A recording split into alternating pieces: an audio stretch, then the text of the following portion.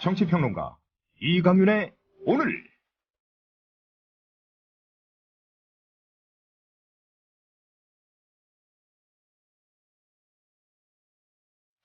안녕하세요. 이강윤입니다.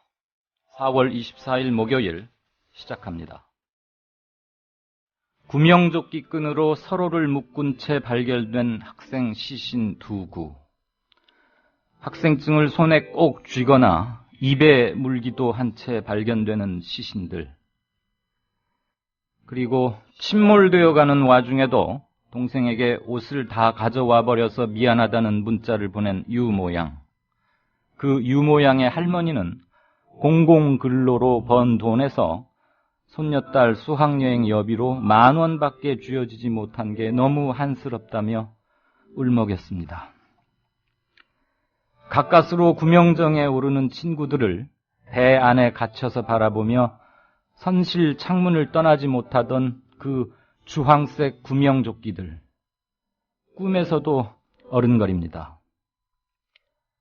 상처의 조기 회복을 말하는데 아직은 너무 염치 없는 것 아닐까요? 이 판국에 경찰은 교통체증을 이유로 추모 촛불 집회를 불허하겠다고 밝혔습니다. 어벤져스2인가 하는 영화는 한강딸이 통째로 막아가며 촬영 협조하더니 이 나라는 헐리우드 영화 한 편이 제 나라 수백 명 목숨보다 더 중요합니까? 광고 듣고 오겠습니다. 몸에 좋은 흑마늘을 조합원들께 소개합니다. 대한민국 국민의 건강과 맛있고 영양 많은 식탁 문화를 만드는 자연 먹거리 마을의 대웅산 흑마늘. 방부제, 소금, 설탕도 가미하지 않은 100% 천연 발효식품. 흑마늘 가공 신지식 농업인장 강기표가 만든 대웅산 흑마늘. 조합원들께는 20% 할인해드리며 수익금의 10%는 미디어 협동조합에 기부를 합니다. 문의는 055-863-2321. 검색창에 자연 먹거리 마을을 검색하세요.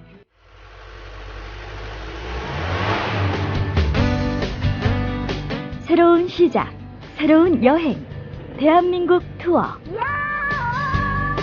대한민국 투어는 45인승, 28인승, 리무진 등 다양한 관광버스를 보유하고 있으며 최고의 서비스와 저렴한 가격으로 모든 차량을 이용하실 수 있습니다.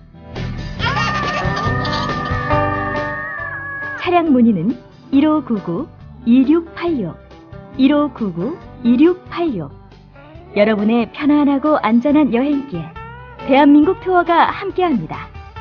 결혼식, 가족여행, 세미나, 네이버나 다음에서 대한민국 투어를 검색하세요. 45인승 리무진, 일반 버스, 35인승 버스, 28인승 리무진, 25인승 버스. 서울, 경기, 인천 어디서나 1599-2686. 네, 이강윤의 오늘 4월 24일 순서는 우선 경제 쟁점에서는 한국 사회의 시스템, 이번 참사를 통해서 다시 한번 심각하게 돌아보게 되는데 시스템을 좀 생각해 보겠습니다. 논쟁 코너는 당분간 이미 말씀드린 대로 세월호 침몰 참사 관련 소식들 묶어서 전해드리겠습니다. 진짜 인터뷰 시간에는 거의 늘 외부 분들을 모셨는데 오늘은 그동안 진도에 파견했던 우리 김효진 PD 오늘 새벽에 올라왔거든요. 스튜디오에 나와서 그 민간 잠수사와 다이빙 벨 이런 그 자세히 전해지지 못했던 최근의 현장 뒷얘기 위주로 좀 속속들이 들어보겠습니다. 각 코너별로 또 그냥 기탄 없이 하시고 싶은 말씀은 남겨주시면 자유롭게 남겨주십시오. 제가 최대한 적절히 반영하겠습니다.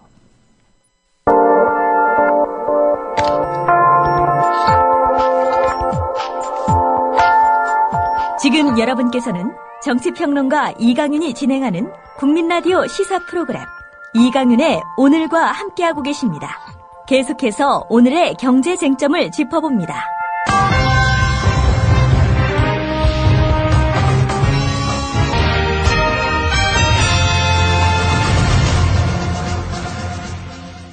네, 김광수 경제연구소 길경식 기사 나와 계시죠? 네, 안녕하세요. 안녕하세요. 시스템 붕괴, 이게 지금 세월호 참사가 남긴 가장 큰 화두가 아닌가 싶습니다. 네. 정부, 언론, 정치권, 뭐라 할 것 없이 불신과 혐오가 극에 도달하고 있는데요. 왜 이런 문제가 수십 년 전에도 그래왔지 않습니까?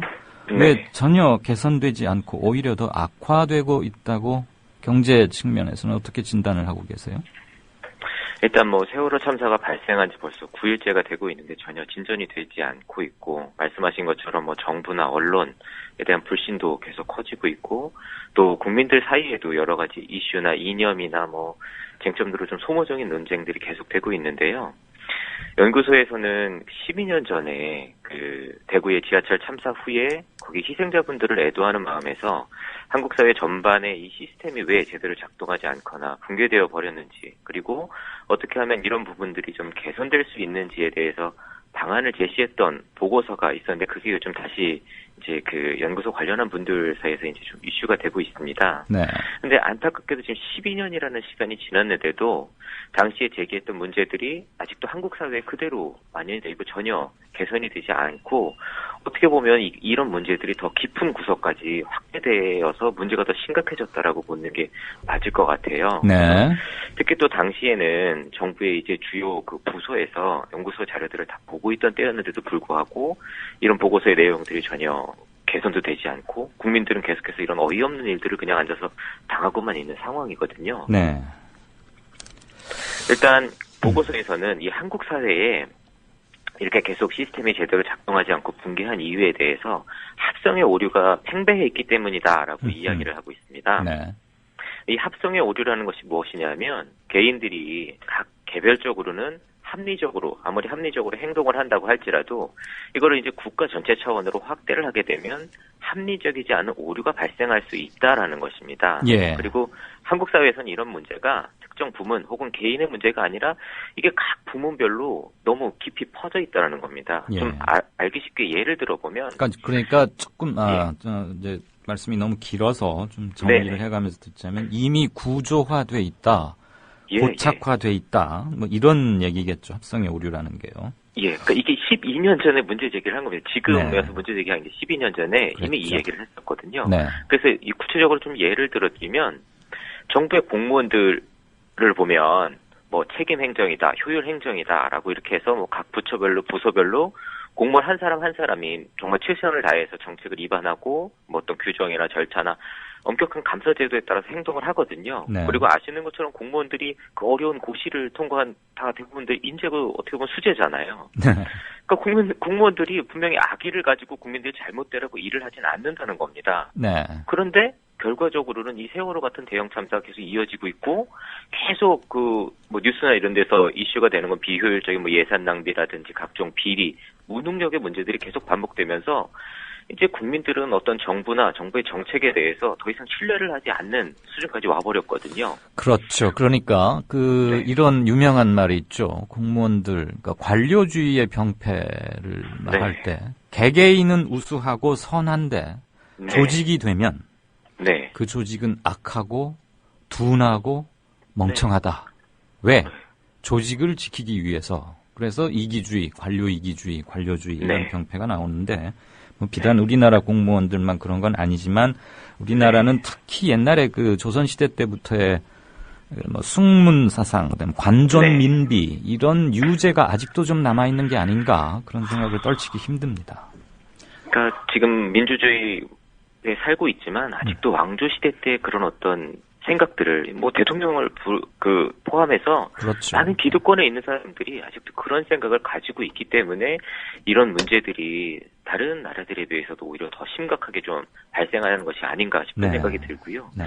이게 공무원뿐만 아니라 언론도 마찬가지입니다. 네. 언론도 지금 뭐 여러 가지로 국민들을 위해서 뭐 이렇게 하는 것처럼 하고는 있지만, 뒤로는 자기들의 어떤 부당 축제의 수단으로서 혹은 그 여론을 빙자한 어떤 이 협박 수단으로서 언론을 사용하고 있고, 네. 또 보수 언론이나 기존 언론들이 보수 언론이나 진보 언론이나 나눠서 국민들의 편에 서서 국민들의 이득을 이야기하는 것 같지만, 이거는 어떻게 보면 허울에 불구하고 실체적으로는 자신들의 이익을 위해서 언론사들을 이렇게 선전 도구화하는 이제 언론사들도 어떻게 보면 극심한 합성의 오류에 빠져 있다고 할 수 있거든요. 네, 그렇기 뭐 때문에 지금 뭐 기리사 말씀 중에는 일부 논쟁적인 대목도 있고 그렇게 네네. 완전히 하기는 뭐하지만 네. 그런 경향이 강한 것은 대단히 많고 네. 이른바 보수 언론들은 언론 지면이나 방송 마이크를 통해서 자기의 네. 사회적 정치적 영향력을 확대하려는 것을 노골적으로 드러내고 있기도 네. 하죠. 네. 뭐 네. 지금 어쨌든 그렇기 때문에, 진보 네. 언론을 표방하고 있는 곳에서 방금 이 기리사님의 요 부분 말을 들으면 조금 네. 속상해하거나 억울해할 수도 있을 것 같아서 제가 전부가 잠시 그렇다는 얘기 절대 아닙니다. 네네네. 제가 잠시 네. 이렇게 들어왔습니다. 네. 예.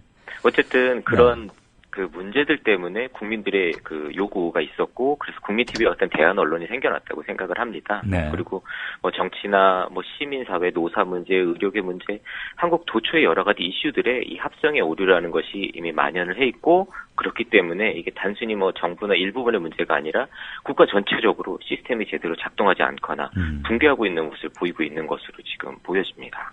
결국 정답은 나와 있고 우리가 이미 알고 있는데 네. 실행이 되지 않았다. 그것도 아주 수십 년째. 네. 이렇게 정리를 잠깐 일단 해보죠. 이번 세월호 참사, 아직도 진행 중입니다만. 네. 방금 언급한 그런 문제의식에서 보자면 어떤 식으로 표출이 됐다고 정리하시겠어요?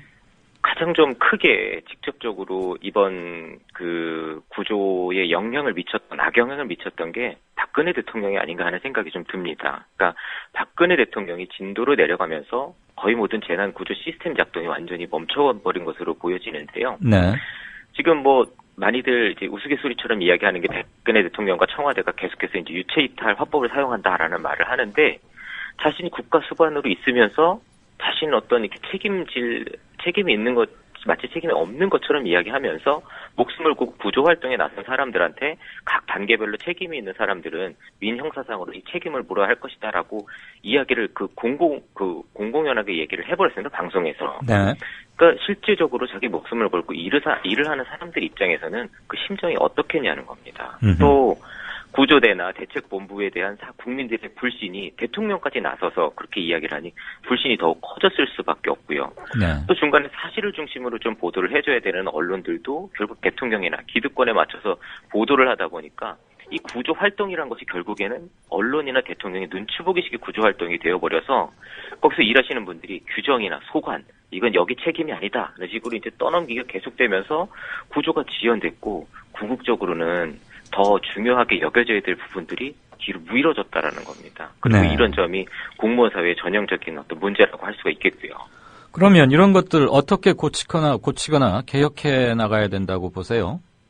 일단 뭐 여기서 전부 다 말씀드리기는 좀 어려울 것 같고요. 네. 몇 가지만 좀 간략히 설명을 드리면 네. 이 합성의 오류라는 것의 가장 큰 특징 중에 하나가 개인의 우선순위와 사회의 우선순위 사이에 이 괴리가 생긴다는 겁니다. 즉 개인의 자유와 사회의 공익 사이에 이 차이가 생기다 보니까 개인의 입장에서는 자기네 자유, 행복을 추구할 권리가 있는 거고 사회에서는 공익을 더 이렇게 네. 크게 할 어떤 그 목적 같은 게 있는 것이겠죠. 두 개가 충돌하네요.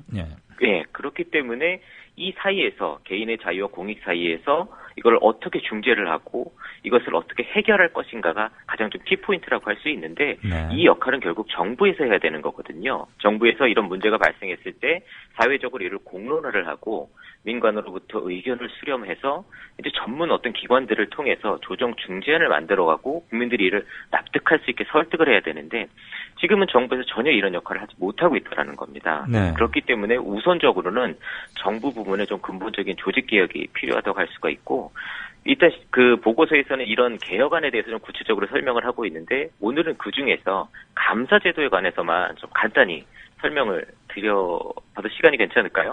감사제도요?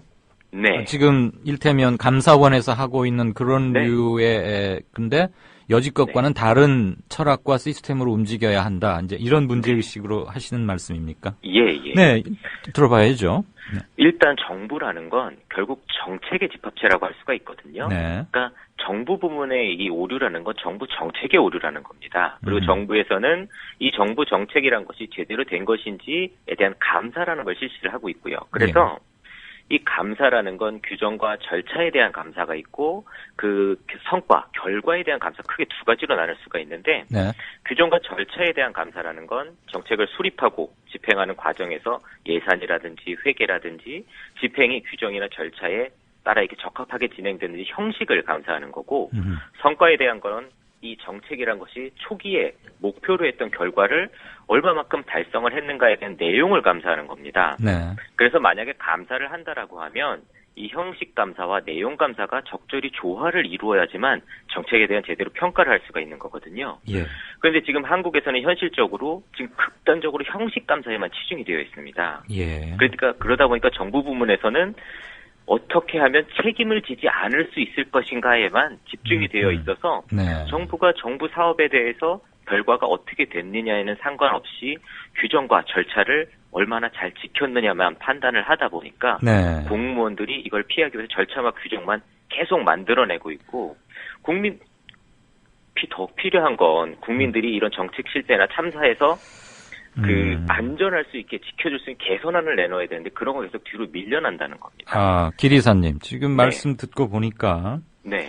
결국은 현행 감사 시스템 때문에 면피주의, 적당한 맞습니다. 보신주의가 네. 나올 수밖에 없다. 뭐 이제 이런 그렇죠. 말씀으로 들리는데 네. 조금 전에 그 양측의 두 기둥을 적절히 배분하는 게 필요하다 이렇게 말씀하셨잖아요. 사실 예. 굉장히 많이 쓰는 말이면서도 제일 애매한 말이 그 적절히예요.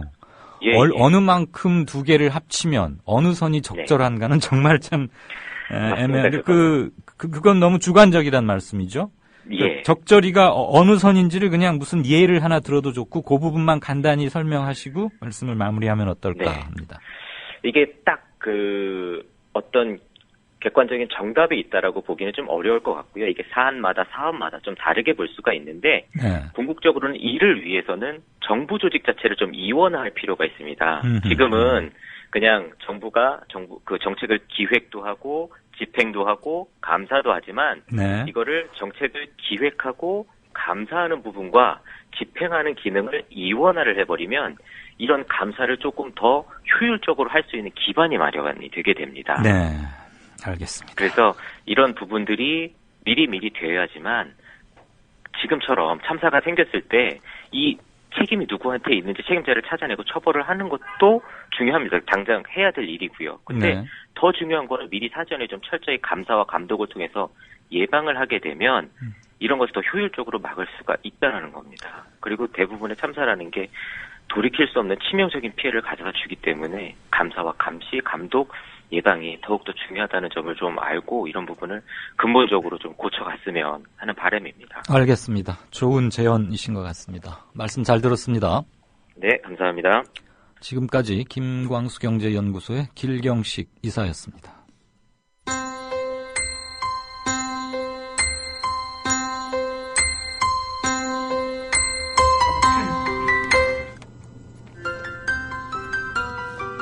국민라디오 이강윤의 오늘 날씨 이야기입니다. 진도해역은 오늘도 날씨가 맑은 가운데 조류가 가장 느리고 수위도 낮은 소조기가 이어지고 있습니다. 그러나 내일 오후부터는 점차 물살이 거세질 것으로 보입니다. 또 주말 밤부터 다음 주 월요일까지 진도해역에는 비가 내리겠고 바람과 물결 모두 강해질 것으로 보입니다. 오늘 전국이 대체로 맑은 날씨가 이어지고 있는 가운데 대기가 매우 건조합니다. 스모그 현상이 이어지면서 대기 중 미세먼지의 농도가 높은데요.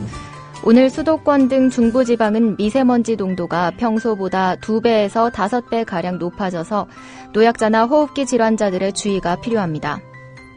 내일도 전국이 대체로 맑고 건조한 날씨가 이어지겠습니다. 내일 아침 기온은 전국이 5도에서 14도로 오늘과 비슷하겠습니다. 낮 기온은 서울이 27도 등 전국이 22도에서 28도로 오늘과 비슷하거나 조금 높겠습니다.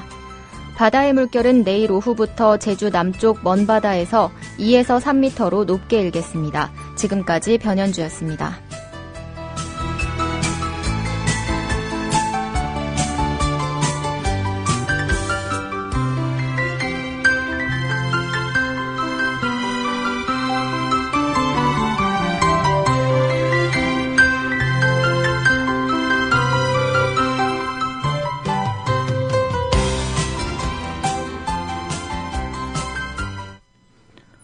네, 국민TV 아는필 기자와 이번 세월호 참사에 관한 여러 소식들 짚어보겠습니다. 그 전에 저희가 텔레비전 매체가 아니기 때문에 텔레비전이면 속보나 긴급히 전할 말씀을 자막으로 이렇게 하면은 많은 부분이 소화가 되는데 제가 진행을 맡고 있는 제가 도중도중에 멘트로 알려드려야 하는 점이 좀 있군요. 조금 전에 들어본 소식이고 또 게시판에 보니까 락퀴지스라는 영어로 대화명을 쓰시는 분께서 전에 올려주셨습니다. 세월호 선주인 실질적 정해진 소유주인 유병언 전 회장 측에서 이번 사태에 대해서 책임을 통감한다. 그리고 전 재산 100억 원을 내놓겠다. 이렇게 말을 했는데 반응이 아주 십자포화를 맞고 있군요. 차마 제가 입에 올리지 않아도 여러분 또 보고 계실 수 있는 거고 대단히 격앙된 반응들을 올려주셨습니다. 100억을 내놓겠다고요? 전 재산이 100억이라고요? 네. 아는 필자 어서 오세요. 네, 안녕하세요. 세월호 참사 책임을 놓고 청와대에서 빠져나가는 듯한 것에 아주 비난 여론이 비등하고 있는데 대통령 하야를 청원하는, 그러니까 직공이죠. 청와대에 대한 직접적인 공격. 아고라에서 100만 서명 운동이 시작됐다고요? 예, 다음 아고라에 박근혜 대통령 하야를 청원합니다. 라는 제목의 서명 청원 글이 올라왔습니다. 제가 조금 전까지 확인한 수치는 33,500명이 넘게 지금 서명에 동참하고 있는데요. 네. 이 글을 올린 닉네임 맑은 바다는 이번 세월호 침몰 사건은 국가의 총체적 부실을 그대로 드러냈습니다. 국민의 생명과 안전은 국가 존재의 지상 명령입니다. 행정부 수반이며 국가 원수인 박근혜 대통령은 차가운 바다에서 쓰러져간 학생들을 생각하면서 책임을 통감하고 스스로 대통령직에서 물러나기 바랍니다. 박근혜 대통령의 하야를 청원합니다. 이렇게 글을 남겼습니다. 네, 아주 간단명료하게 누구도 시비를 붙을 소지가 없이 그렇게 됐고. 언제부터 시작됐죠, 이게? 이게 날짜는 제가 정확하게 지금 모르겠는데요. 아마 어제부터인 것으로 알고 있습니다. 예. 만 하루 정도밖에 네. 안 됐는데 벌써 33,000명쯤 됐다 이거죠. 네. 네. 합동 수사 맡고 있는 수사 받고 있는 세월호 승무원들이 입을 열기 시작했다고요? 네, 세월호 1등 기관사가 국민들께 죄송하다 이런 말을 했습니다. 네네. 그리고 침몰 사고 당시에 기관부원인 7명이 함께 탈출했다는 사실을 인정했습니다. 네. 그리고 탈출 시점에 대해서는 배가 완전히 넘어가기 얼마 전이었다라고 주장했는데요. 네. 1등 기관사 손 씨는 승객 구호 조치에 대한 논의를 승무원들끼리 하지 않았느냐라는 질문에 기관실은 승객들이 머무르는 객실의 상황을 알고 있는 위치가 아니었다. 이렇게 변명을 했습니다. 네. 그리고 사고 원인에 대한 질문, 또 탈출 지시는 누구한테 받았느냐 이런 민감한 질문에 대해서는 합동수사본부의 진술서에 나와 있다. 이렇게만 답하면서 답변을 회피했습니다. 알겠습니다. 탈출 시점에 대해서 배가 완전히 넘어가기 얼마 전이었다 그러는데 그 얼마 전은 그냥 말 그대로 얼마 전이라고만 한 거죠? 네, 그렇습니다. 뭐 몇 시 몇 분경 이런 거 구체적 정황 없었고요. 예. 알겠습니다. 1등 기관사 배에서 굉장히 중요한 역할을 한다고 저도 이번에 알게 됐는데 죄송하다. 포괄적 사과는 그렇겠지만 그 이후에 구체적 상황에 대해서는 자기들의 혐의를 어떻게든 벗어보려고 하는 물론 네. 궁지에 몰린 인간이 어떻게 할 수 있다는 것은 우리가 일반적으로 알긴 하지만 이번 사태의 파장 이런 것들을 생각했을 때는 대단히 아직도 좀 실망스럽다 이런 느낌이 지울 수가 없군요. 정해진 해운 실소유자인 유병언 전 회장 방금 100억 희사하겠다 이런 얘기 잠시 전해드렸는데 정치권에 로비를 했다 이런 증언이 나왔군요. 네, 그렇습니다. 유 전 회장의 전 측근인 기혁 씨가 어제 경향신문하고 인터뷰를 했습니다. 기혁 씨는 유 전 회장은 정치인을 상대로 여야 균형을 맞춰서 골고루 금품 로비를 했다. 회사 돈을 사과 박스 2개에 가득 채워서 유 전 회장에게 직접 전달한 적도 있다. 이렇게 말했습니다. 네. 또 기혁 씨는 유 전 회장의 심부름꾼과 정치인의 아랫사람이 만나서 돈을 주고받았다. 심부름꾼 역할을 주로 한 또 다른 측근은 현재 청해진 해운 관련 회사의 임원으로 있다. 이렇게 말했습니다. 네, 충분히 그려볼 수 있었던 그림 아닌가 싶습니다. 네. 제가 아까 조금 전에 오프닝에서도 말씀을 드렸는데 경찰이 촛불 추모 집회 불허하고 그 얘기 좀 소상히 전해 주십시오. 예, 앞서 오프닝에서 설명해 주셨듯이 그 어벤져스 2라는 영화 촬영을 할 때 한강 다리까지 막아가면서 편의를 봐줬는데요. 네. 당시에 월드컵 북로, 청담대교, 강남대로 이런 주요 도로를 막고 촬영했습니다. 당시에 경제 효과가 크다면서 도로를 막았는데요. 그런데 이번에는 촛불 행사를 막았었습니다. 전국 여성연대, 서울진보연대 등의 시민단체들이 어제 인도를 이용해서 행진을 하겠다 이렇게 집회 신고를 했습니다. 네. 집회의 이름이 세월호 무사생환염원 시민촛불입니다. 경찰은 신고한 행진 구간이 교통량이 매우 많은 도로교통법상 주요 도로이기 때문에 법적으로 행진이 불가능하다 이렇게 금지를 통고했습니다. 네. 이에 대해서 시민단체는 교통정체와 상관없는 인도의 행진을 막는 처사를 이해할 수가 없다. 행정법원에 불허 통보에 대한 집행정지 가처분 신청을 내서 촛불 추모 행사를 계속 진행하겠다 이렇게 밝혔습니다. 네. 영화 찍을 때는 주요 간선도로는 물론이고 한강 다리까지 막더니 네. 인도로 가는 평화적 집회도 불허하겠다. 매를 벌고 있는 것 같습니다. 그렇습니다. 서로의 몸을 구명조끼의 끈으로 묶은 남녀 고교생 시신. 오늘 아침 전국을 또 한 번 눈물바다로 만들었는데요. 그 네. 소식 짧게 좀 전해주시겠어요? 이 두 학생은 구명조끼의 아래쪽 끈을 서로 연결했습니다. 그래서 잠수부 기혁 씨가 남학생을 먼저 발견해서 시신을 수습해서 밖으로 나오려고 했는데요. 이제 묵직한 느낌이 들어서 확인을 했고 맨발 상태의 여학생까지 발견을 했습니다. 네. 그래서 한 번에는 두 사람을 동시에 데리고 나올 수가 없어서요. 먼저 남학생만 데리고 나오려고 했는데 이 잠수부의 말은 웬일인지 이 남학생의 시신이 수면 위로 떠오르지 않았다. 이렇게 말했습니다. 이 아이들이 떨어지기가 싫어서 그러는 건가 하는 생각이 들어서 눈물이 났다고 전했습니다. 알겠습니다. 소식 잘 들었습니다. 네, 고맙습니다. 지금까지 국민TV 뉴스 안은필 기자였습니다.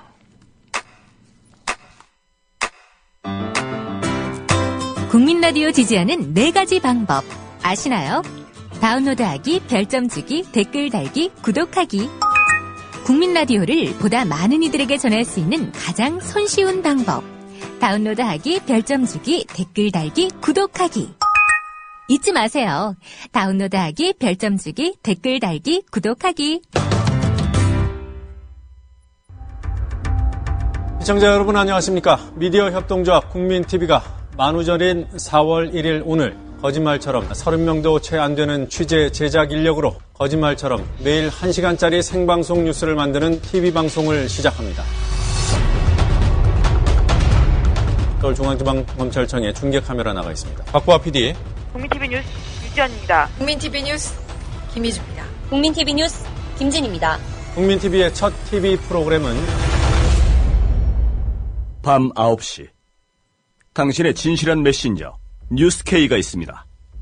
뉴스K 국민이 세운 미디어 협동조합이 만듭니다. 네, 뉴스K 황준호 팀장한테 오늘 미리 보는 뉴스K 들어보는 시간인데요. 5시, 죄송합니다. 5시 59분 막 지나고 있고요. 황 팀장 전화 연결하기 전에 아주 짧게 하나만. 워렌 버핏 67조라는 닉네임을 쓰시는 우리 청취자께서 유병원 전 회장 재산이 3천억 원이 넘는데 100억 원으로 해결 택도 없는 소리. 302명 살인자가 할 소리가 아니지. 라고 분노에 찬 목소리 올려주셨습니다. 많은 분의 의견을 대변하고 있는 것 같습니다. 자, 뉴스K 황 팀장 나와 계십니까? 네, 안녕하십니까? 네. 예. 그동안 마감 시간이 서로 겹쳐서. 예. 마감 시간도 겹쳤고, 제가 저희 특보방송, 낮에 하는 네. 특보방송 진행을 하는 네. 때랑 겹쳐가지고 못했습니다. 그래서 며칠간. 네, 죄송합니다. 연결 못했죠. 죄송할 건 아니고요. 어느 매체를 통해서거나 아무튼 우리 청취자, 시청자들과 적극적으로 소통하면 되는 것이고요. 오늘은 어떤 것들로 뉴스K 채울 겁니까? 일단 저희 진도 현지에, 세 팀, 취재팀이 3팀이 나가 있습니다. 네. 그래서 일단 체육관에서 그 시신을 인계하고 이러는 과정에서 네. 여러 가지 문제점들이 또 나오고 있어서 그 부분에 대해서 저희 노진민 PD가 현장에서 연결해서 설명을 해드릴 거고요. 네. 또 사실 이 상황이 계속 바뀌는데 오늘 오전에는 민간 잠수부들에 대한 얘기, UDT 전후회 회장 이런 사람들이 강력히 네. 항의했던 그런 부분이 있습니다. 예, 왜 예. 민간 잠수사들에 대해서 자기들은 지금 현역 UDT들을 대원들을 가리키고 했던 교관들인데 네. 실력이 없다 이런 식으로 오늘 오전에 그 정부 대책본부에서 발표한 적이 있었거든요. 네네. 그래서 거기에 대해서 아주 강력하게 항의하고 그리고 원래 UDT 전후회 사람들이 초기에 제안했던 수색 아이디어를 그때는 받아주지 않고 있다가 네. 이제 와서 해경이 그걸 쓰고 있다. 결국은 네. 이런 부분을 항의하는 게 있습니다. 예. 또 그래서 그 부분에 대해서 저희 윤이나 PD가 팽목항 현지에서 그 부분에 대해서 설명을 드릴 거고요. 그리고 또 지금 방금 나온 상황은 언론들이 네. 오늘 오후 3시에 수색이 거의 되고 있지 않은데 2팀인가 3팀밖에 수중으로 내려가지 않았는데 네. 언론들이 뭐 마지막 소조일 유속의 흐름이 예, 적은 마지막 날이라서 네, 오늘 네. 대대적으로 투입하고 있다라고 했는데 그렇죠. 학부모들이 거기에 대해서 그런 언론 보도에 대해서도 비판하고 항의했던 그런 상황이 지금 벌어지고 있습니다. 오늘이 시신 인양의 거의 가장 좋은 적기이고 뭐 소조일 마지막 소조일이라고 해서 기대가 컸는데 실상은 그렇지 않단 말이죠. 그렇습니다. 그 부분에 대해서 항의하고 그랬던 내용이 있어서 네. 그 부분에 대해서 윤희아 PD가 전해줄 거고요. 네. 또 오늘 저희 국민TV 현지 취재진이 단독으로 보도한 내용이 있었는데 네. 그 소위 다이빙벨이라고 하는 장비 예. 이거에 대해서 이번에 구조 작업에 투입된 언딘이라는 회사가 그 장비를 싣고 바다로 떠나는 장면을 저희가 처음 유일하게 포착해서 보도한 바 있습니다. 네. 근데 알고 보니 지금 정부 대책본부에서는 그 언딘이 해경과 계약을 맺고 있다 이렇게 공식적으로 발표했는데요. 사실 알고 보니까 그렇지 않았습니다. 계약이 아니에요? 예, 그래서 그 부분이 실상이 뭔지에 대해서 저희 뉴스케이를 보시면 잘 알 수 있을 것 같습니다. 조간들이 오보를 낸 건가요? 그렇습니다. 알겠습니다. 기대됩니다. 이상인가요? 예, 그리고 네. 언딘 그 다이빙벨이라는 장비가 그래서 어쨌든 그래서 언딘이라는 협력 그 계약 업체가 가져갔는데 실제로 그거 굉장히 조잡하고 학생들 실습용으로 쓰이는 장비라고 합니다. 네. 그래서 그것과 그 알파 잠수공사의 이종인 대표가 가지고 있는 언딘 그 다이빙벨은 어떤 차이가 있나 좀 저희가 자세히 좀 깊이 파봐야 될 부분인 것 같아서 예. 그렇고요. 그 다음에 또 아까 말씀드린 UDT 전후회 분의 인터뷰도 실었는데 거기 생생하게 어떤 문제가 있었는지에 대해서 잘 아실 수 있을 것 같습니다. 네, 기대하고 보겠습니다. 수고하십시오. 예, 3시간 뒤에 뵙겠습니다. 네, 뉴스K 황준호 PD였습니다. 이강윤의 오늘, 이제는 정가 산책으로 함께합니다. 정치권 동향, 생생하게 풀어드릴 분은요.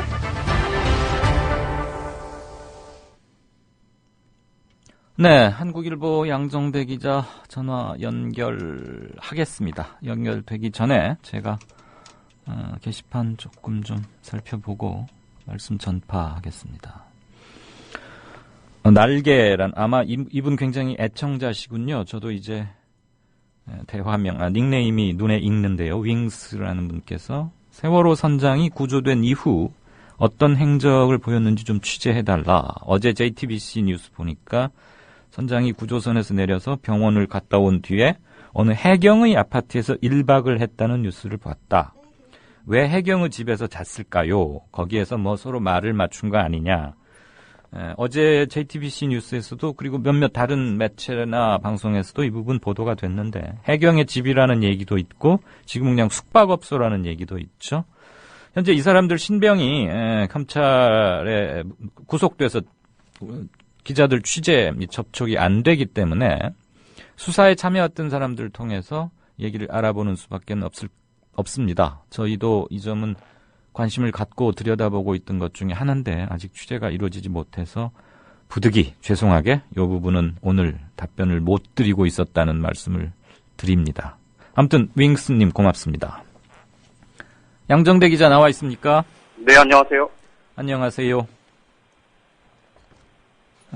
박근혜 대통령 지지율이 대폭락 중이다라고 리얼미터에서 발표를 했는데 네네. 뭐 대폭락할 거라는 건 당연한 얘기인데 대폭락을 해도 아직 50%는 좀 넘네요. 예, 그렇습니다. 어쨌거나 요거에 얽힌 뒷말들이 지금 많죠. 너무 표본도 적다, 이런 걸 묶어서 좀 함께 종합적으로 가르마를 타주십시오. 예, 이택수 리얼미터 대표가 어젯밤에 자신의 트위터에다가 이 박근혜 대통령의 지지율이 진도 사고 현장에 방문한 직후인 지난 18일 날 71%까지 상승을 했는데 이번 주 들어서 67.0%, 이게 이제 21일 월요일 수치고요. 그저께 22일 날 화요일에는 61.1%, 또 어제 수요일에는 56.5%로 이렇게 하락세를 보이고 있다. 이런 글을 올렸습니다. 네. 그러면서 정부의 위기관리 능력에 대한 국민들의 불만이 커지면서 하락한 것 같다. 이런 분석을 실어놨는데요. 리얼미터가 지난주에 지난 14일부터 18일까지 전국 성인 남녀 2,500명을 대상으로 해서 유무선 ARS 방식으로 여론조사를 실시해서 이번 주 월요일 날 21일 날 발표한 박근혜 대통령의 지지율이 64.7%로 나타났습니다. 네. 이게 이제 일주일 전에 비해서 1.6%포인트 상승한 수치고요. 이게 이제 그런데 지난주 수요일 날 이 세월호 참사가 있었고 주말을 거치면서 이 정부의 무능이 얼마나 우리 정부가 정말 무능하게 사고에 대처하고 있는가가 백일하에 드러나면서 이 비판 여론이 굉장히 거셌지 않습니까? 예.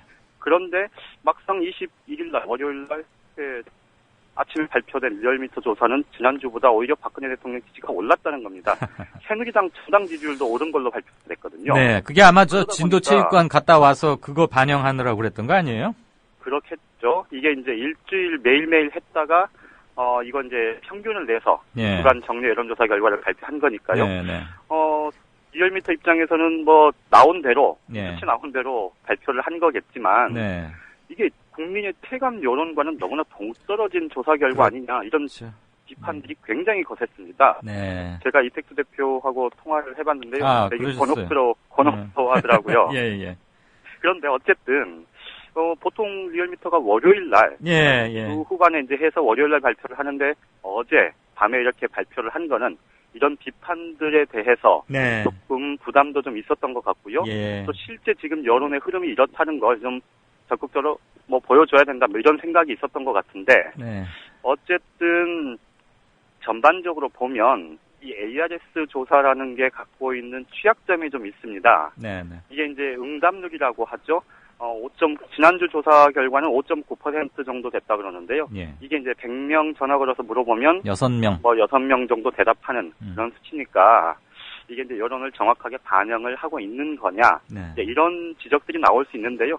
어쨌든 리얼미터 조사는 매주 정례적으로 발표를 하기 때문에 큰 흐름을 보는 데 있어서는 이 많은 정치인들이나 혹은 기자들이 참고를 하는 건 분명하거든요. 네.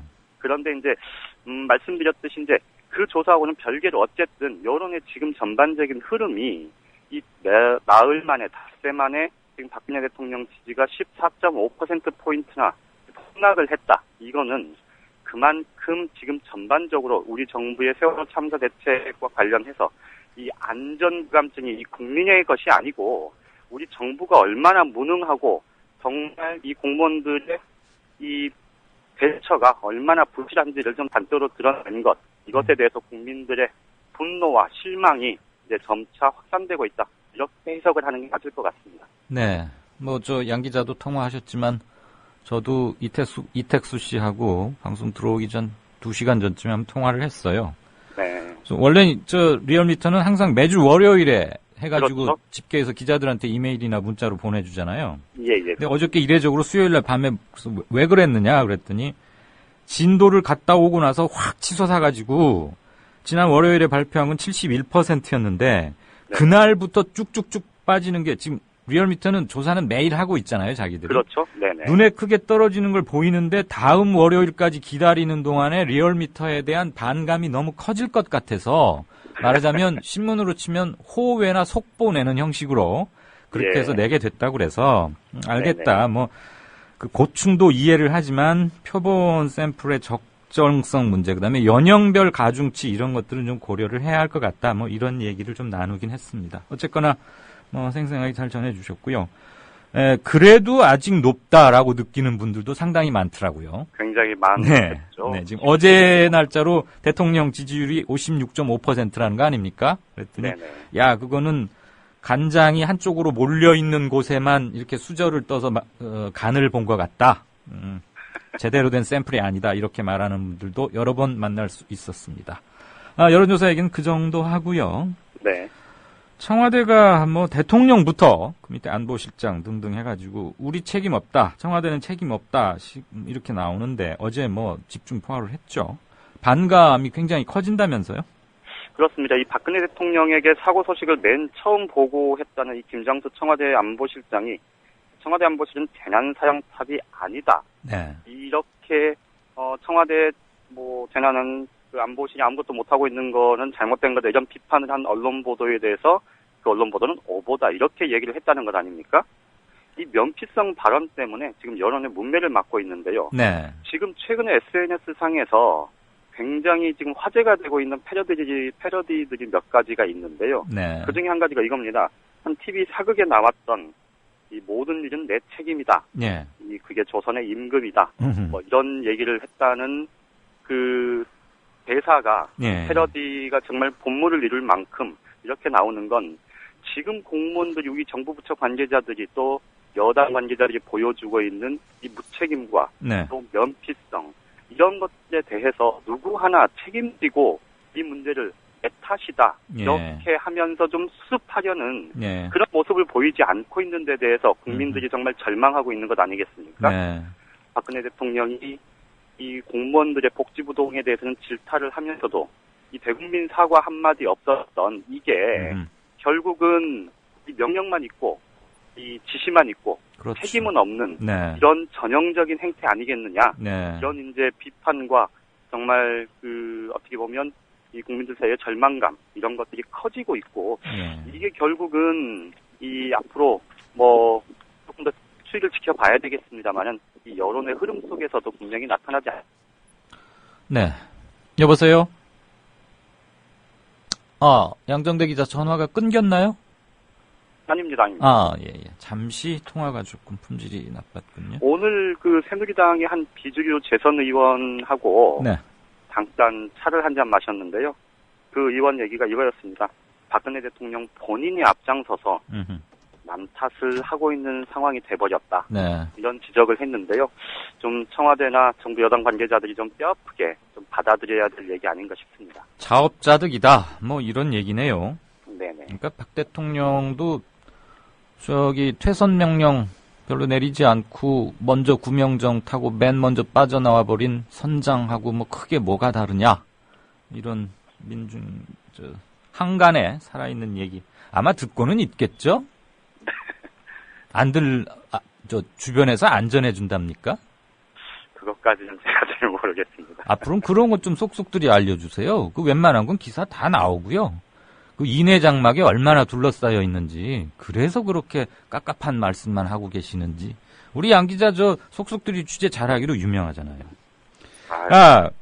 우리 청취자께서 양 기자 나오면 물어봐달라고 아까 일찌감치 남기신 제언이 하나 있는데, 네. 오늘 한국일보 그 사회부 제가 이름을 까먹었네요. 무슨 기자가 쓴 현장 기자 칼럼이 아주 뭐 화제더군요.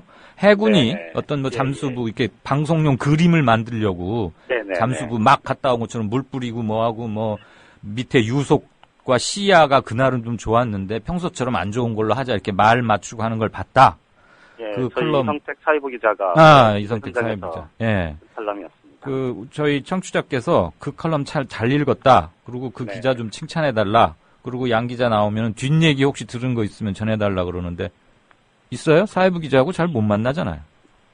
제가 오늘 이성택 기자하고 통화는 못했고요. 네. 저희 그 카톡방에 많은 선배들이 저희 기자들끼리 이렇게 함께하는 카톡방이 있거든요. 네네네.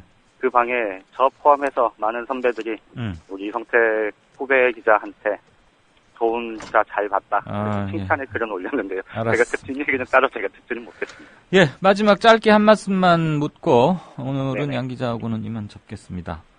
며칠 새 정부가 북한 4차 핵실험 가능성 막 언급해요. 물론 실질적인 조짐이 나올 수도 있다고는 하는데 이런 관련 정보는 워낙 폐쇄적이니까.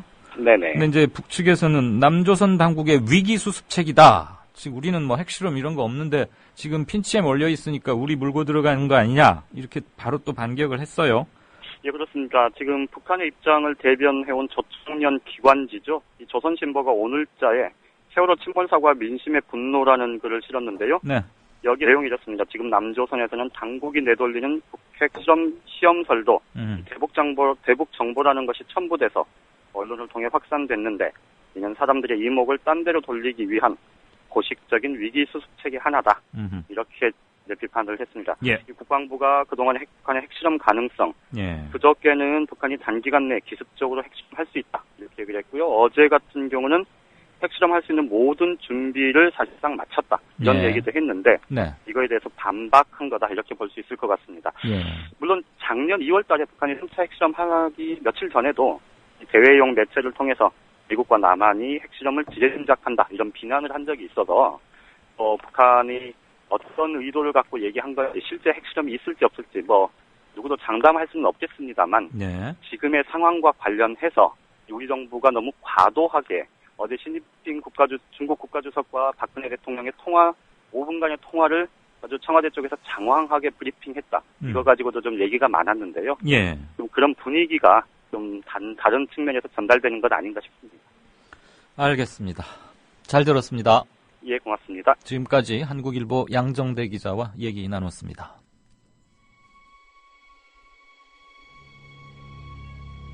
세월호 참사 피해자 가족들이 걷는 길. 첫 번째, 구조해달라 절규. 그러나 구조는 안 해줌. 지금 예를 들어서 풍랑이 오거나 바다 이런건이 안 좋아서 안 한다고 하면 이게 이해가 가지요. 근데 그런 부분도 전혀 없고 민간 잠수부가 할 수 있다는데 왜 정부나 이런 부분이 가만히 손을 놓고 있냐는 소리지요. 몰라요. 미치겠어요. 대안에서 문자 온 거예요? 대안에서 문자한테 살려달라고. 빨리. 이거 어떡해. 몰라, 제가 문자갔죠? 안 해서. 제발 좀 알려주세요. 오지라도 따서 해주세요. 두 번째, 시신을 먼저 보여달라 요구. 그러나 안 보여줌. 행복하게 배가 들어와요. 그럼 그 배를 접안하는 데가 있잖아요. 제가 거기 내려갔어요. 시신을 들어오자마자 제일 처음으로 봐야 될 게 가족이에요. 만약에 손상이 돼 있거나 훼손이 돼 있을 수도 있잖아요. 근데 우리를 거기 접안하는 데다 못 있게 하고선 위에 대피소로 다 옮겨놓더라고요. 그래서 그걸 이해를 했어요. 그래서 밑에서 국가수에서 먼저 시신을 받아서 소지품이라는 걸 확인을 해요. 그리고 그 시신이 올라와요. 그럼 두 번째로 우리를 보여주는 게 아니고 지들이 위에다 차려놓은 영안실에다가 시신을 꽁꽁 싸면서 거기다 먼저 넣은 다음에 시신을 막 다 닦더라고요. 그래서 내가 한 번 더 그랬어요. 내가 가족인데 거기서 올라오자마자 처음에 발견한 건 아니냐. 세 번째, 연고지에 가서 거만하겠다고 요구. 그러나 문 잠그고 거부함. 네, 이 무식한 말로 아까 누가 얘기했죠? 살아있는 사람 죽여서 왔는지 어저께 죽은 사람 그저께 죽었다고 할지 모르겠다는 얘기예요. 쟤네들 회피하기 위해서 어떤 모략이 있는지 모르겠지만 그것이 난 궁금한 거예요. 내가 필요한 연고지에 가서 나 거만하겠다는데 문 잠가놓고 열어주지 않았는데 아치실에. 네 번째, 시신을 봤으나 멀쩡함. 왜 서둘러 구조하지 않았냐고 물어봄. 그러나 답변이 없음. 첫 번째 나온 게 여자였어요. 전부 다 5명이 학생이었는데 여자 3, 남자 2였습니다. 그래서 저도 제 아들인가 싶어서 확인을 하기 위해서 갔어요. 첫 번째 여자는 피부가 거짓말 하나도 없습니다. 물에 있으면은 물기가 닿았으면 썩었을 건데 피부가 사람 그대로 피부가 있었어요. 여자가. 두 번째는 남자가 나왔는데 오만 지경이 다 썩어서 알아볼 수가 없었습니다. 그거는 분명히 죽은 데가 오래됐어요. 첫 번째는 죽은 데가 얼마 안 됐다는 결론입니다. 세 번째 나온 게 우리 아들이었는데 아들이라고 내가 여기까지 데리고 왔습니다. 왔는데 어떠냐? 입에 벗금이 나와 있었어요. 얼굴 형태도 내가 다 알아봤고 여드름이고 뭐고 그 피부가 그대로 자체 다 있었습니다. 그러면은 사람이 생존을 했으면은 죽어 오래됐으면은 입에 벗금이 없다는 결론이에요. 왜 입에 벗금이 있었겠습니까? 네? 왜 있었겠어요? 죽은 데가 얼마 안 됐다는 결론 아닙니까? 대한민국 국민의 현실. 4일 동안 뭐 했냔 말이야, 여기서. 대안도 모르고. 누굴 믿고 사냔 말이야, 이 나라에서. 누가 저한테 사과하세요. 전장대장 같으면 책임을 져야지 마.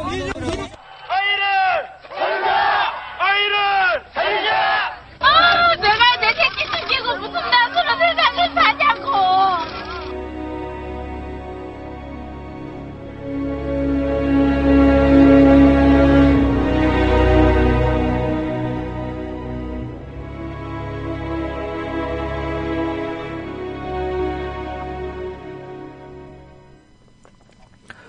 네, 참 다시 들어도 억장이 무너지고 또 눈시울이 콧날이 그렇습니다.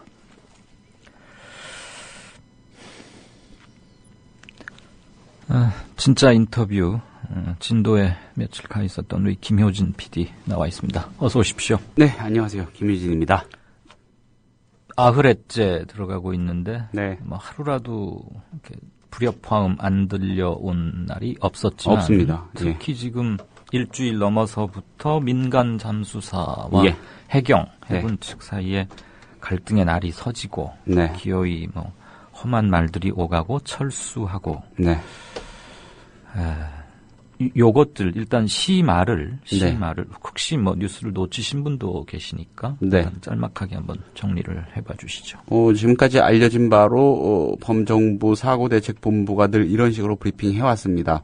자, 오늘 잠수사 뭐 550명, 750명 네. 이런 식으로 민관군 합동 그렇죠. 구조팀 투입하겠다. 3, 4층 집중 투입하겠다. 뭐 아무튼 최선의 노력을 다하겠다. 모든 걸 다 쏟아붓겠다. 이런 브리핑이었습니다. 네. 그런데 알고 봤더니 이 민간 잠수사들이 특정 업체, 좀 이따가 또 얘기를 하겠지만은 그 업체 일부 잠수사 빼고는 들어간 사람이 몇 명 없었던 거죠. 그러니까 물속으로, 그렇죠. 선체로 말이죠. 그렇죠. 네. 그리고 심지어 어느 경우에는 온종일 대기만 하다가 철수하고. 그러면 민간 잠수사가 대략 네. 최고 많았을 때 몇백 어느 정도 와 있었던 거예요? 그게 분분하긴 해요. 제가 취재해본 바로는 한 250분 정도 250. 이렇게 와 계셨다고도 하고 대책본부는 더 많게 얘기하더라고요. 뭐 300 수십 명, 네. 300 몇십 명 이렇게 얘기하기도 하고. 그러니까 아무튼 굉장히 많은 분들이었던 거죠. 그럼 공식적으로 뭐 680명 투입, 그 네. 680명의 민간은 들어간 숫자입니까? 빠진 겁니까?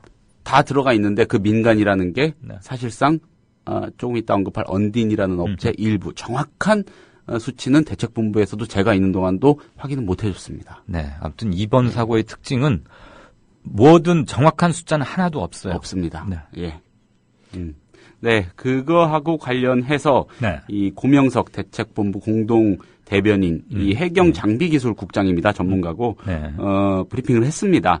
자, 참여의 기회를 제대로 드리지 못한 데 대해서 송구스럽다 이렇게 입장을 밝히면서도요. 네. 이 관군 중심 구조팀의 입장에서 항변을 했더군요.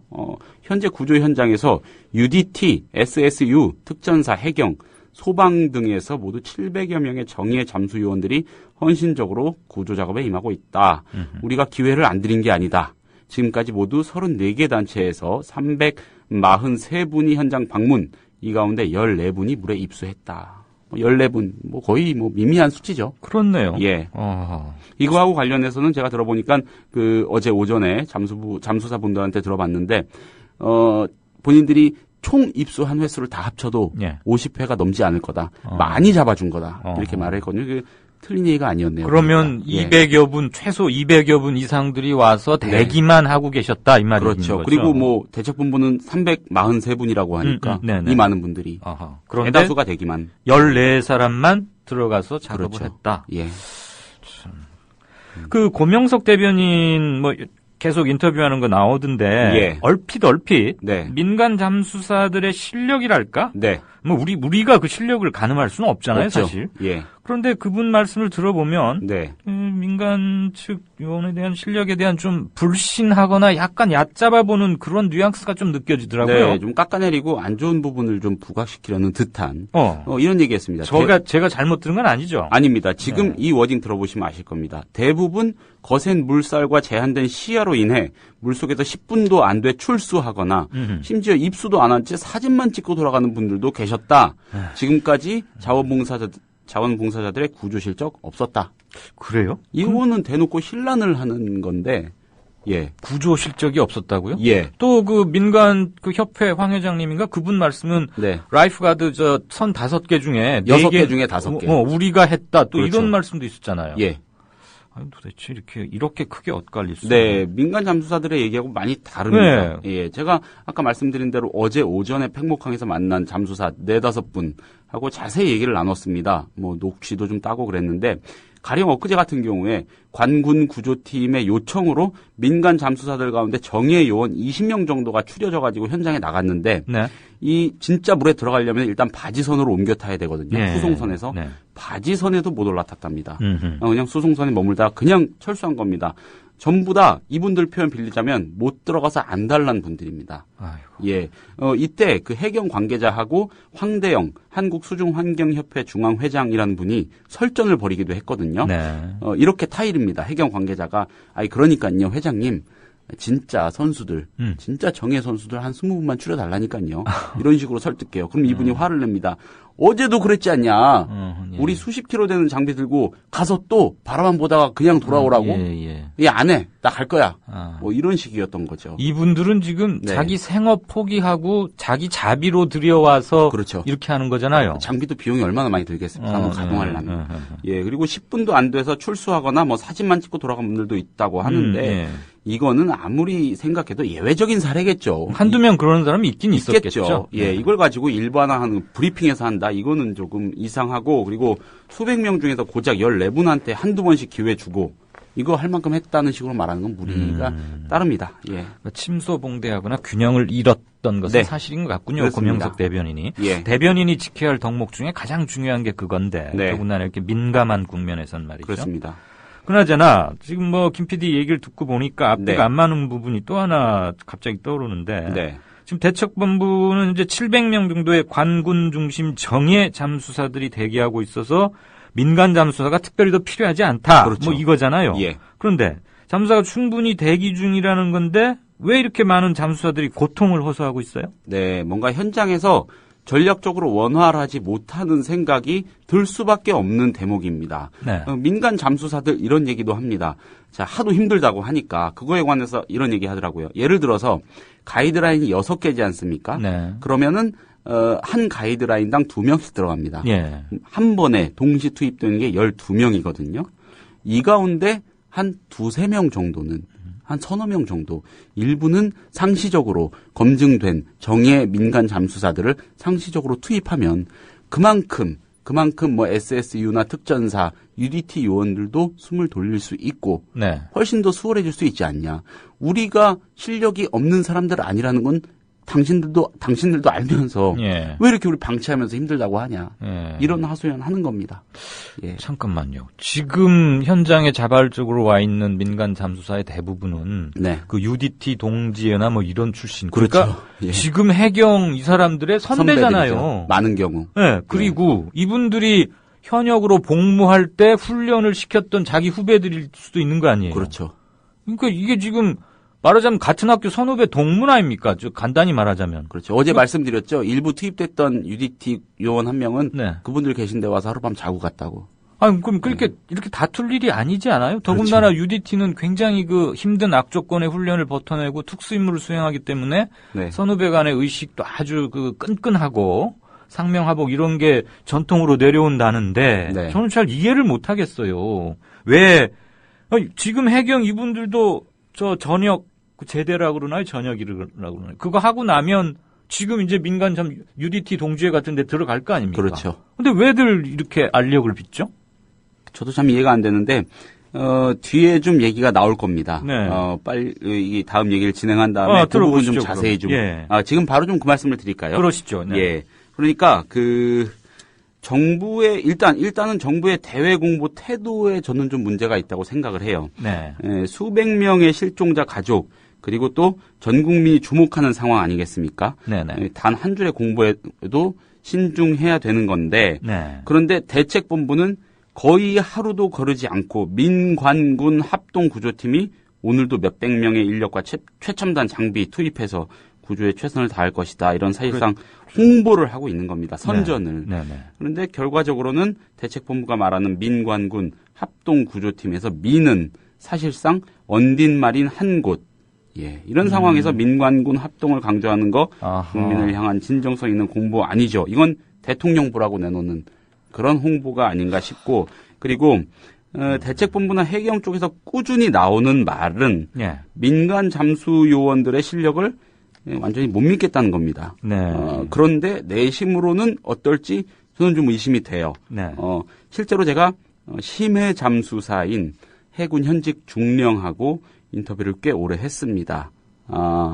자, 이분이 그런 얘기합니다. 다 안다. 잘하는 거. 우리 네. 인정한다. 다 아는 분들이고 네. 선배들이고 후배들이고 다 그렇다. 그렇다면 왜 그럴까? 이 질문에 들어가니까 자, 우리는 이 제도권 안에 있는 공신력 있는 작전 세력 아니냐. 우린 철저한 작전에 의해서 지금 투입하고 있는 거다. 네. 그런데 민간인을 투입하면은 그게 좀 위험할 수도 있고 예. 이런 다소 막연한 얘기 하기도 합니다. 안타까운 거는 나중에 가서요. 할 수 있는 모든 걸 다 해봤느냐 이런 미련이나 후회 반드시 남을 거고. 그렇죠. 예. 지금 이 상황이 안타까운 것도 상식적으로 할 수 있는 걸 조금만 했으면 아무것도 아닌 일일 수 있는데 네. 그걸 못해서 이렇게 통탄하는 거 아닙니까 다들. 네. 안 그래도 예. 지금 참사 규모가 너무 어마어마하고 네. 대목마다 납득이 안 가는 어이없어서 하도 그냥 패닉 상태인데 네. 구조를 둘러싼 이런 잡음까지 들리니까 그렇죠. 참 답답함이 더했어요. 그나저나 다이빙벨이 계속 논란이 되고 있는데 네. 이 논란 핵심 그리고 전망은 뭐예요?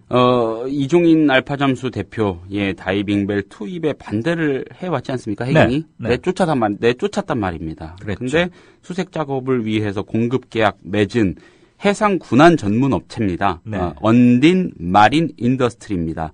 지금 떠 있는 바지선도 여기 겁니다. 아하. 예, 다이빙벨을 뒤늦게 공급받았다는 건데 현재까지 알려진 사실관계는 언딘 마린이라는 업체가 만약에 상황에 대비해서 강릉에 있는 한 대학으로부터 이거를 빌려와서 보유 중이다 이런 겁니다. 잠깐만요. 그럼 예. 이 언딘이라는 외주 업체 네. 요번 세월호 때문에 해경이 이 건만으로 따로 특별히 돈 주고 계약을 한 그렇습니다. 겁니까? 돈 주고 계약 맺은 업체입니다. 얼마인 줄 알아요? 그런 건? 액수는 모르겠습니다. 예. 그러면 언딘 마린을 둘러싼 논란 네. 이거 역시도 지금 아침 신문하고 신문들끼리도 헷갈리고 네. 그 설익은 걸러지지 않은 보도들이 많아서 청취자 시청자들 매우 헷갈리거든요. 네. 이거 좀 가르마 좀 쫙 타서 알아듣기 쉽게 좀 해보세요. 네. 일단 언딘이라는 업체가 구해다 놨습니다. 네. 근데 그거를 해경이 사용하느냐, 가동하느냐 여부가 중요하지 않겠습니까? 그렇죠. 만약에 지금 그 다이빙벨을 사용한다면은 무척 우스워집니다. 그런데 일단 현재로서는 대책본부는 투입할 계획 없다 이렇게 하니까 나름대로 일관성 있는 전략적 판단을 하고 있었구나라고 어쨌든 표면적으로는 생각을 할 수밖에 없는 상황이고 그리고 언딘마린이라는 업체가요 이 말씀드린 바지선 포함해서 해상 군안 장비나 인력 다수 보유하고 있고 우리나라에서 유일하게 국제 군안 협회 이 ISU라고 합니다. 여기 정회원 인증을 받은 곳이라고 하고요. 해양 사고 처리 참가 자격, 민간 업체 참가 자격은 ISU 회원사로 제한되는 게 현재 규정입니다. 그러니까 이 자체로 잘못된 일을 했다고 보기는 어렵겠습니다만 그간에 논란이 전개된 과정이 굉장히 안타까운 겁니다. 아니 한 사람이라도 빨리 그리고 더 많이 구하기 위해서는 민간 따질 것 없이 잘하는데 빨리 갖다 효율적으로 활용하는 게 가장 중요하고요. 그래서 우리가 언딘 마린하고 계약했다는 것 자체를 뭐라고 하는 건 아닌 거고. 단지 그 다이빙벨을 원조라고 할 수 있는 그렇죠. 이종인 사장은 그냥 거기까지 왔는데도 안 하겠다고 그래서 돌려보내고 네. 그보다 조금 장비도 약간 조악하고 작고 그 대학에서 실험용으로 쓰는 정도는 가져오고 이거 네. 자체가 일단 국민들이 볼 땐 그림이 안 맞잖아요. 그렇죠. 네. 그리고 또 한 가지 제가 지금 떠오르는 취재 내용 중에 한 가지를 말씀드리자면 네. 너무 민감한 부분이니까 아주 살짝만 말씀드리겠습니다. 네. 이 지금 해경과 해군, 그러니까 군 중심으로 이루어진 구조팀이 네. 민간 영역 잠수사들에 대한 그 좀 막연한 반감, 조금은 깎아내리는 실력은 인정하면서도 섞기 싫어하는 그런 모습이 분명히 있습니다. 제가 취재한 또 한 명의 그 영관급 해군 장교의 말을 들어봤는데 대놓고 이종인 대표에 대한 반감을 드러내기도 하더라고요. 그 이종인 대표가 옛날에 천안함 때 뭐 이렇게 하고 그래서 밉보여서 그런 거 아니에요? 그런 맥락도 있겠죠. 물론 아무튼 뭐 이런 말도 합니다. 장사하려고 그러는 거다. 그러니까 모르겠습니다. 자기들끼리 관하고 민하고 갈등이 있을 수는 있는데 네네. 그게 지금 이 위중한 상황에 영향을 미치면 안 된다. 이런 거죠. 예. 그래요. 저 며칠 가서 고생 많았는데 네. 뉴스 리포트도 참 성실하게 잘 해줘서 잘 들었고 네. 요 정도 요거 하나쯤 더 묻고 싶어요. 네. 민간 잠수사들에 대한 그 감정적 대립 그리고 폭언 논란이 있었잖아요. 있었죠. 예. 그거 서로 말이 다르던데 원래 네. 뭐 파출소 가서 싸운 사람 두 사람 얘기 들어보면 다 다르긴 해요. 네. 근데 요거는 좀 양상이 조금 이상해요. 네. 이것도 어떻게 된 건지 진위를 좀 정리를 해봐주세요. 한마디로 욕 먹어들었다. 민간 잠수사가 그래서 지금 좀 논란이 됐던 거 아닙니까? 대책본부 해명은 이래요. 네. 본인 그 해경 요원 욕을 폭언을 했다는 해경 요원에게 확인을 해보니까 네. 당일 오전에 입수하셨던 분들이 아무런 성과 없이 돌아가시고 나서 가족분들의 요청 등에 따라 자원봉사자분들의 참여 중단이 결정됐다. 네. 참여 중단 결정을 알지 못하고 민간 잠수부가 다시 배 타고 접근해서 밧줄을 던지려고 하니까 네. 그 요원이 자신의 부하 직원한테 이 사람 왜 허락도 없이 자원봉사자 분들을 모시고 왔냐 하면서 자기 부하 직원한테 질책했다는 거죠. 그게 와전이 됐다. 예. 그 민간 잠수사가 그거를 오해한 거다라고 얘기하는데 안 그래도 제가 어제 만나본 잠수사들 중에 최소 2분 이상은 이거에 관한 얘기를 했거든요. 네. 그 육두문자를 들었다는 얘기를 증언들을 하세요. 그러니까 그분들이 이 상황에 그런 걸 지어내서 얘기를 하실까요? 그럴 가능성은 적을 것 같고. 그게요. 다 성인들인데. 그렇죠. 네. 예. 그런 얘기하고 문자를 했다면 어떤 욕을 했는지 저한테 표현도 해주셨는데 네. 방송에서 할 수 없으니까. 네. 예. 상황이야 어찌 됐든 욕을 해서는 안 되잖아요. 네. 그렇죠. 뭐 일방의 주장이긴 합니다만 네. 그런 주장도 있습니다. 예. 그 굉장히 고생들 많이 하시고 네. 오로지 그 정의감과 구출을 하겠다는 그 뜨거운 자발적 정렬 하나로 갔는데 그게 제대로 조직화되지 못하고 네. 잘 융화되지 못한 채 씁쓸하게 돌아서고 그건 참 안타깝습니다. 안타깝습니다. 예. 결국 이분들 다 넓게 보아서는 다 한 식구인데. 네. 예, 오늘 김 PD한테 듣고 나니까 네. 이 신문 저 신문 이 방송 저 방송 보면서 아무래도 제가 진행을 하니까 주요 논점들을 이렇게 정리를 좀 해놔야 네. 되잖아요. 잘 안 되는 것들이 있었거든요. 참 답답했는데 몇 가지는 정리가 잘 됐고 네. 그리고 고생 많았고 네. 오늘도 얘기 잘 들었습니다. 네, 감사합니다. 고맙습니다. 지금까지 국민 이광윤 정치평론가 모시고 살펴보도록 하겠습니다. 이광윤 정치평론가 나오셨습니다. 이광윤 정치평론가와 함께 전망을 좀 해보겠습니다. 이광윤 정치평론가 나오셨습니다. 기자 출신 정치평론가 이광윤의 오늘. 발등이 가려운데 구두 위를 긁는 일이 적어도 없도록 하겠습니다. 길 잃은 대한민국의 나침반이 되겠습니다. 이광윤의 오늘 5시 반 저녁길 시사 프로그램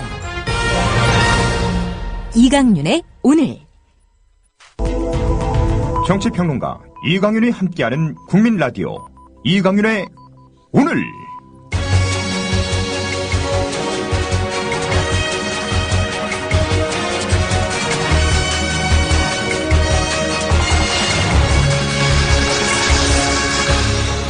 이광윤의 예리한 시각. 이제는 뉴스의 행과 간을 짚어냅니다.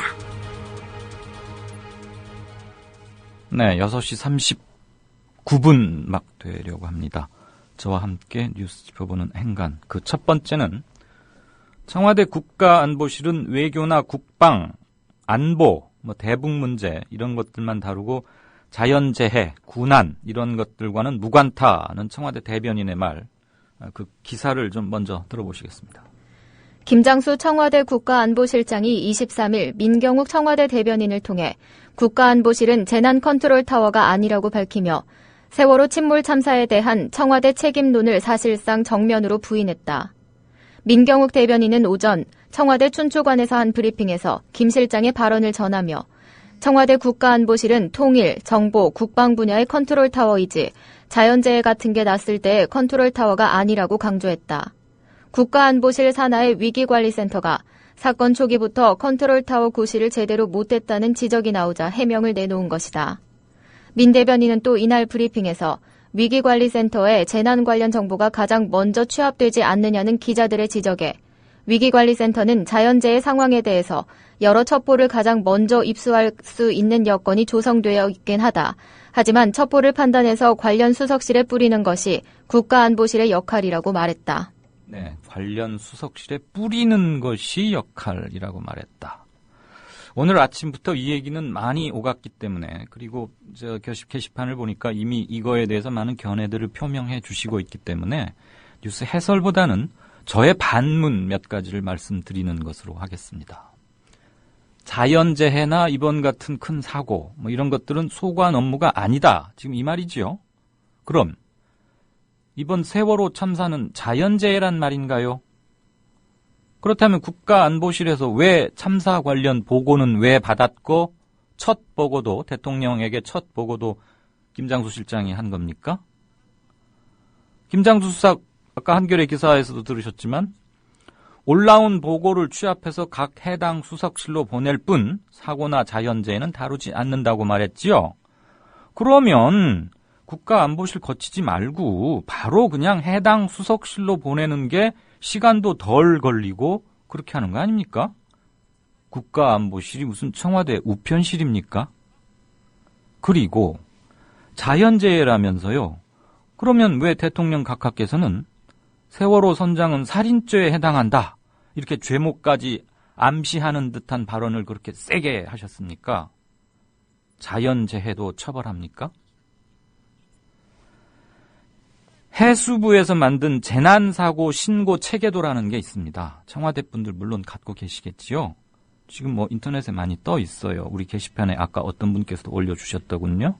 거기 보면 국무총리를 거쳐서 맨 위에 최종 보고를 받는 분은 대통령이라고 분명히 도면에 나와 있습니다. 옛날 게 아니고 지금 하고 있는 거예요. 어제 제 생각인 이래요. 어제 청와대가 이렇게 서두른 듯이 발표한 것은 세월호 참사 책임론에서 청와대는 비껴가기 위한 것으로밖에는 보이지 않습니다. 그런 점에서 승객은 놔둔 채 가장 먼저 배를 탈출하는 세월호 선장과 그 뒤를 따라 줄줄이 나와서 경비정에 탔던 항해사 이런 승무원들이 떠오릅니다. 그나저나 자연재해라면 이 세월호는 몇 호 태풍인 겁니까? 봄에 발생하는 태풍은 제가 처음 들어봐서 묻는 겁니다. 행간 두 번째 들어가겠습니다. 세월호의 구명정이 작동 불가능한 상태였다는 당시 신고를 받고 출동한 해경의 증언입니다. 방송 뉴스를 직접 한 대목 들어보시겠습니다. 가자마자 제일 가까운 거 그거를 시도했죠. 근데 그게 바로 안 뽑히니까 핀을 뽑아야 되는데 처음에 시도했던 데가 핀이 오차게 돼갖고 다 안 뽑히더라고요. 그러고 손가락 악력으로는 약간 무리가 있는. 네, 조금 그 음질 상태가 고르지는 못했지만 대강의 주요한 뜻은 전달이 되셨으리라고 봅니다. 제가 사실 그 지금 생방송이 여러분 핸드폰으로 주로 들으시는 것 같은데 또는 PC나 음질이 어떤지를 알 수가 없어서 좀 답답은 하네요. 지금 방금도 들으셨고 이거보다 며칠 전에 사건 초기에 그러니까 배 처음으로 잠수사들이 이렇게 접근해서 배의 외관을 이렇게 더듬더듬해서 보고 온 며칠 전에 보도에 따른 YTN 보도에 따르면 어느 잠수사께서 물속에 내려가 봤더니 구명정이 아직도 쇠사슬로 묶여져 있었다. 그런 보도가 있었어요. 당시에는 지금 에어포켓 존재 유무로 온통 관심이 거기에 가 있어서 그 보도는 이렇게 뉴스 편집상 중요도에서 조금 밀리긴 했는데 저는 그때 아직도 묶여 있다면 이건 정말 문제다라고 생각했었습니다. 그런데 지금 이 해경의 증언을 듣고 바로 그 YTN 보도가 떠올랐는데요. 아시다시피 이 구명정이라는 것은 아주 풀르기 쉽게 돼 있죠. 왜냐하면 아주 위급할 때 빨리 탈출을 해야 하는 것이기 때문에 뭐 전문적인 기술을 갖고 있는 사람, 승선원이 와서 이렇게 해주고 하는 게 아니고 승객 누구라도 이렇게 레버만 한번 탁 당기면 바로 밑으로 떨어지면서 자동으로 펼쳐지게 돼 있다고 하면 당연히 그래야 되는 거 아니겠어요? 그러니까 갑판 양 옆에 있는 거고, 그러니까 배에 이상이 생겨서 큰일 났다, 군난의 상황이 필요하다 그러면 선실에 두어서는 안 되고 구명정을 입혀서 무조건 갑판 쪽으로 나오게 해야 하는 것이죠. 그런데 선장은 지금 자기 말만 듣고 전원 그 자리 선실 안에 있어라 이래서 지금 국민적 지탄을 받고 살인이다 이런 말을 듣고 있는 건데, 다시 구명정 얘기로 돌아가자면 간단히 레버만 당기면 뒤에 이렇게 낙하해서 펼쳐져야 할 구명정이, 그런데 숙련된 그 방금 증언 들으신 해경 군안 요원이 가서 아무리 작동을 시키려 해도 할 수가 없었다는 겁니다.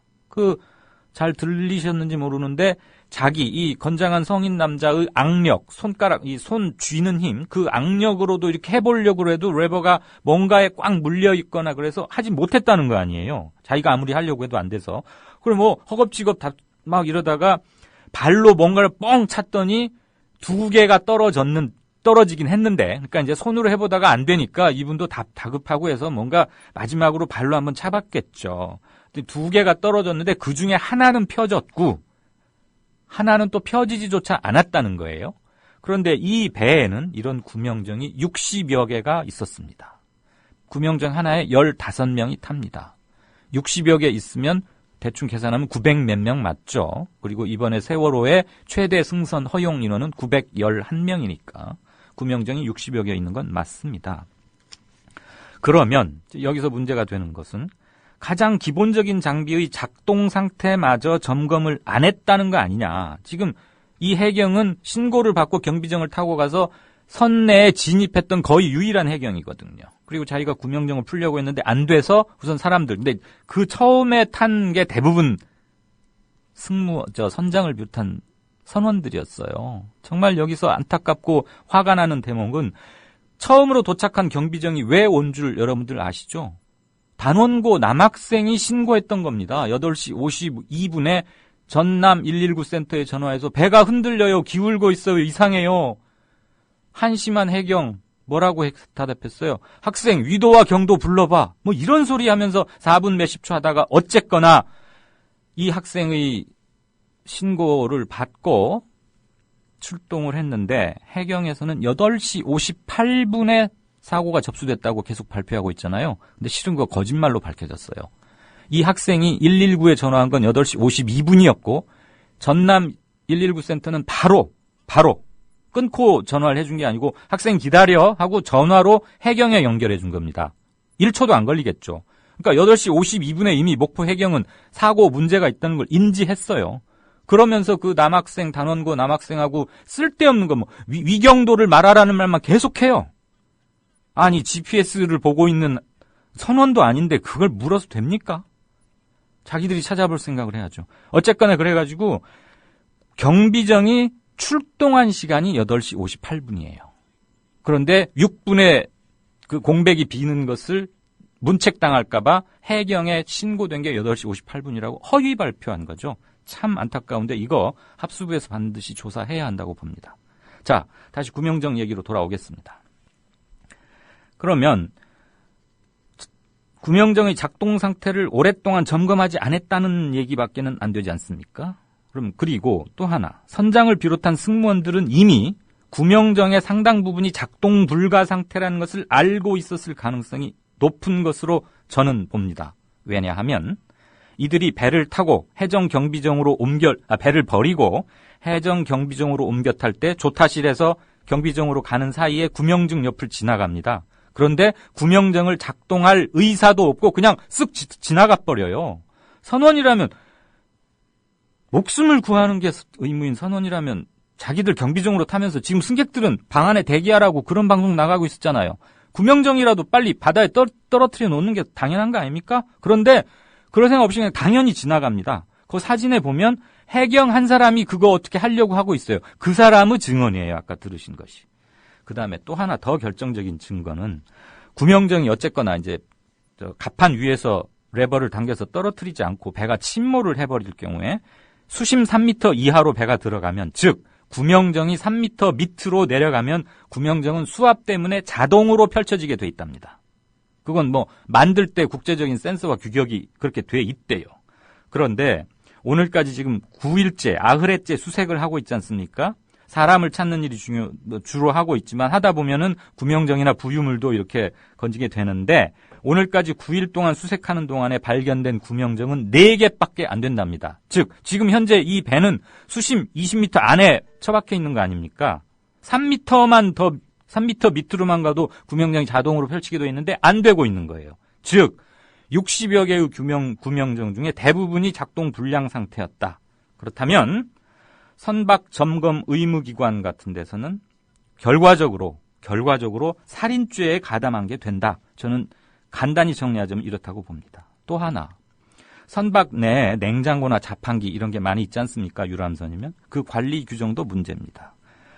외국으로 나다니는 국제선은 자판기나 냉장고, 음식 넣어두는 수납함 이런 것들을 벽체에 단단히 고정시키게 돼 있는 게 의무랍니다. 그런데 국내 연안 여객선은 여기에 해당 안 된답니다. 이번 참사 때 배가 막 흔들리고 뒤집어지고 하니까 자판기나 냉장고 이런 게 막 넘어지고 하는데 거기에 사람이 깔리고 부딪히고 그래서 깔린 사람은 못 빠져나오고 이래서 더 탈출이 힘들었다 그래요. 왜 국제선과 국내선의 적용 규정이 다른지 저는 이해를 못 하겠어요. 똑같이 바다를 가르고 다니는 배 아닙니까? 그런데 국제선이 다니는 바다하고 국내선이 다니는 바다가 다르답니까? 똑같은 바다 아니에요? 이런 이중 기준, 이런 불합리한 기준 고치라고 우리가 세금에서 공무원들 월급 주는 거 아닙니까? 그런데 왜 꽃 같은 청춘, 꽃 같은 생명 몇백 명을 수장시키고 나서야 이런 게 문제로 드러나냐 이 말입니다. 한탄스럽습니다. 그 해경의 증언, 10몇 초에 이르는 증언이 없었다면 이것도 오늘 말씀드리기 힘들었던 게 아닌가 싶습니다. 다음 마지막 행간 3번째는 모처럼 미담입니다. 그렇지만 한편으로는 슬픈 그런 미담입니다. 안산의 개인 택시 기사들이 참사를 당한 유가족들에게 저 멀리 진도 팽목항에서 경기도 안산까지 정확히 403km를 무료로 태워다 준다는 내용의 기사 들어보시겠습니다. 힘드셨죠? 휴게소 가고 싶으면 말하세요. 목포에서 안산까지 331km. 택시가 한 가족을 태우고 안산으로 향하는 구급차를 따라 4시간을 달렸다. 기사의 2마디 외엔 오간 대화가 없었다. 세월호 사고 희생자 시신을 따라 유가족과 함께 목포에서 안산으로 가는 다람쥐 택시 안 모습이다. 세월호 참사 유족들은 시신을 따라 국토를 종단해 장례식장으로 가야 한다. 차를 가져오지 않은 이들은 마땅한 교통수단을 구하기 어렵다. 그러자 안산 지역 개인 택시 기사들이 나섰다. 안산 시내 장례식장에서 유족의 이동을 무료로 돕던 이들은 목포에서 아들, 딸 거만을 마친 유족들이 안산에 올라올 방법을 찾지 못해 발을 동동 구른다는 사정을 듣고 바로 지원에 나섰다. 택시 10여 대가 수시로 안산과 목포를 오갔다. 기름값과 고속도로 통행료 13만 원은 스스로 댄다. 자비 13만 원을 들여서 무료로 태워다 드린답니다. 택시기사들 넉넉지 않은 형편이시라는 거 다 아는 일이죠. 그런데도 자기 일당 날리는 것은 물론이고 자비로 기름값, LPG 값일까요? 기름값, 톨비 이런 거에서 13만 원쯤 들여서 봉사하시고 시신이 언제 나올지 모르니까 목포에서 차 대놓고 차에서 웅크리고 주무시는 분들도 계시대요. 자, 이 기사 정몽준 의원님 그리고 그댁 부잣집 막내 도련님 그댁도 조선일보는 보시죠. 방금 읽어드린 신문 일부러 제가 조선일보 골랐어요. 다른 신문도 보도는 했지만. 정몽준 의원님, 이러고도 미개한 국민입니까? 국민이 미개해서 국가가 미개하다고요? 저는 그렇게 생각지 않습니다. 국민은 선진인데 정부가 무능하고 미개한 거죠. 제발 국민들 반만이라도 따라와 보도록 좀 노력해보세요. 막내라고 오냐만 하지 말고 아드님 밥상머리 교육 잘 시키시라고요. 제가 이름 없는 장삼 이사여서 의원님 같은 높은 분 뵐 기회가 없었습니다. 그래서 의원님의 수신 상태가 어떤지는 모르지만 최소한 재가에는 문제가 있어 보입니다. 수신 재가 이후에 치국 평천하라고 배웠습니다. 오늘 뉴스행간 마치면서 이강윤의 오늘도 함께 마치겠습니다. 들어주셔서 감사합니다.